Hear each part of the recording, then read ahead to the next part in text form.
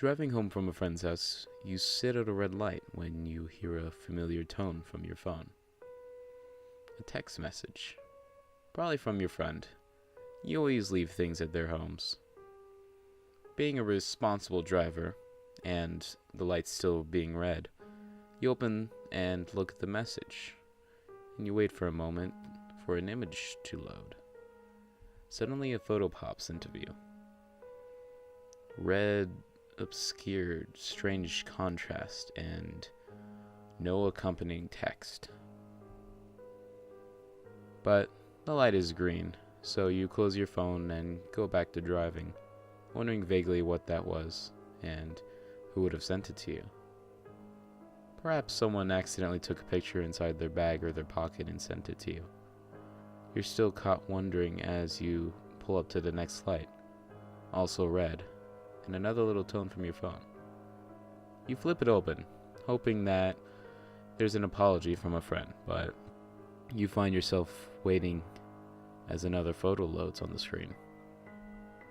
This one still mostly red, but textured now with scrapes of blue. This time it takes an impatient honk from behind you before you realize that you can pass through the light and be on your way home. Closing the phone and continue on your way. You sit uncomfortable now as the tone rings again at yet another stop signal. You pause and hesitate, and then you open the phone. The picture now is suddenly more clear. That scrape of blue seems to be a ragged edge of a bit of denim, half blood-soaked and laying across a pile of entrails, torn straight through the back of a human torso. You can only see the bottom of the shoulder blade to the tops of the thighs, but still unmistakably human. Blue-white spinal bone smeared in blood, tubes of intestines trailing out between ragged-looking spinal tissue and going out of the frame of the picture. You choke back a throat full of bile and throw the phone back into the passenger seat. Happy to be on your way again, and dreading the knowledge that you won't be able to not look if you hear that tone again. There is some relief as you realize there are no more stoplights before you reach home. But as you pull up to that red stop sign, the bottom of your stomach drops out as you feel a cold sweat build on the back of your neck. You've already picked up the phone, even before the telltale little tone has told you that there's a message. The cell vibrates in your hand as you flip it open. Your mind is gone on autopilot, driving home with your eyes on the screen as the newest photo loads.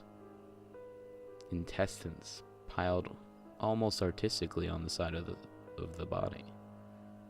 Scalp ripped free and no discernible hair. And that sickening contrast of darkening red and on blue. For some reason, you expected that, even as you taste bile on the back of your tongue. It's not as close or obscured. Flesh torn apart by God knows what means. Torn denim. And blood soaked so far into the threadbare fabric of a hand-me-down couch. The one you have in your living room. You pull your car into park, hands shaking as you make your way to the front door. You can't stop yourself now.